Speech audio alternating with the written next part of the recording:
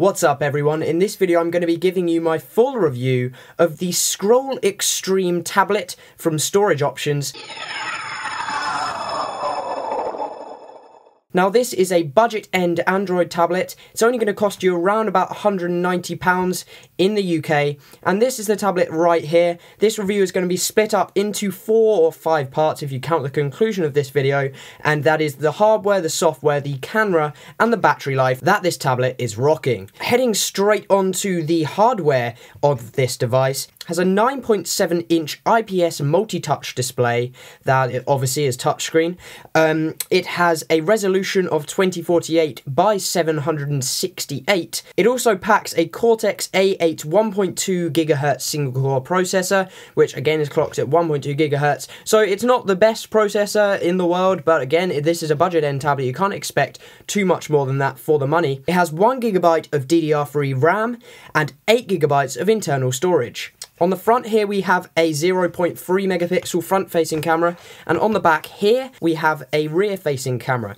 Here are the speakers on the Scroll Extreme right here. We get some Storage Options branding right there. And we have a plethora of little ports along here. We have a headphone jack, a USB to mini USB, or micro USB I should say, an SD card, another USB to micro USB. We have an HDMI output, so that means that you can plug this directly into your TV and it will go to an HDMI input, which is really nice. We have a power button, obviously, and then on this side we have the volume buttons, which double up as home and menu buttons, and then the escape button right there. I will also say that when you power up the device and turn it on, that is the moment where you start feeling like this is a budget-end tablet. The display is not good, I have to say. That's coming from an iPad 3 user, so I'm used to the Retina display on that. But again, even if I hadn't been used to that, I don't think I'd be too impressed with the display on this. Just reading text and stuff like that, it's not all that great, and I haven't really been able to get to love the display. It just seems a little bit pixelated and a little bit on the mediocre side for me, but again, for the price you can't expect too much more. I just wish that they maybe implemented something else with that. So on the front we have a one sheet of glass, which obviously is housing the display there, and we have a brushed kind of metal feel, very soft touch metal. Feels really nice for the price. This tablet's build quality is pretty exceptional, I have to say. I definitely wouldn't expect a metal back. Normally you'd expect plastic backs on a budget end tablet, but this is done really well. It's a really nice build quality. I'm very impressed with the build quality on this device. So heading on to the software, we are running Android 4.0 Ice Cream Sandwich. That is fresh out of the box. It is wholly Ice Cream Sandwich. There's no skin, no HTC Sense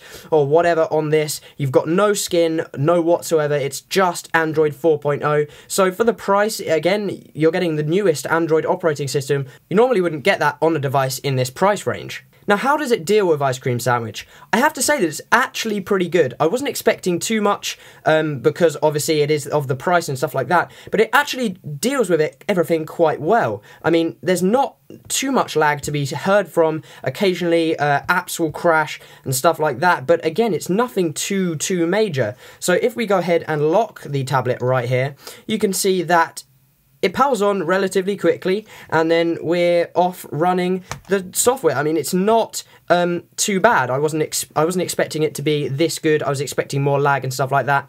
When you are typing with the on-screen keyboard, and at rare instances, you will get lag, and I have experienced lag, but not as much as I was expecting with this. If I go ahead and give you a demonstration, this is Fruit Ninja, and it's quite a good game for demonstrating lag because it is quite a swipey action. So if we just go ahead and press replay here, you will see that it's not as fluid as it is on maybe an iPhone or an iPad or something like that, but it's not actually all that bad, and I have been able to manage no problem just with general usage, receiving emails, watching some YouTube videos and stuff like that. So again, it's nothing too strenuous, and this tablet definitely isn't a lag fest. So moving on to the cameras, as I said, we have a 0.3 megapixel camera on the front and a 2 megapixel rear-facing camera.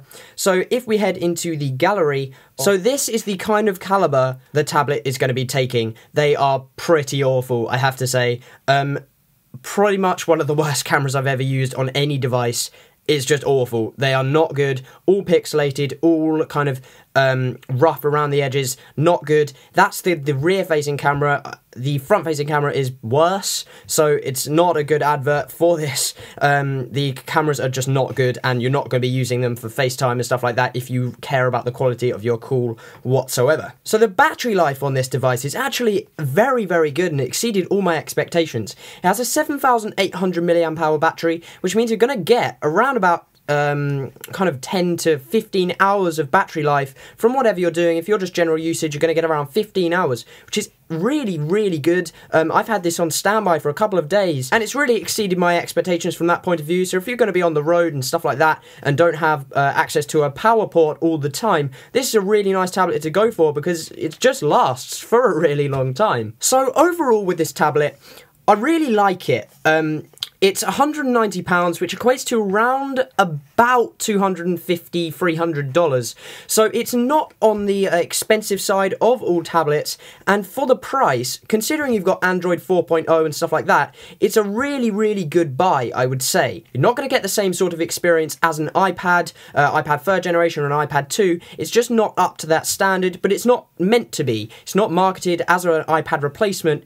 I'd say this is kind of in the ballpark of the Kindle Fire, and that obviously wasn't really well received. So this, I really think, if you're looking in the market for a tablet and you don't have a huge amount to spend, this is an excellent tablet to go for, in my opinion. So thank you very much for watching my review of the Scroll Extreme 9.7-inch tablet. You can go ahead and pick it up down in the description. If you enjoyed this video, please don't forget to rate, comment, and subscribe, and I will see you all in the next one.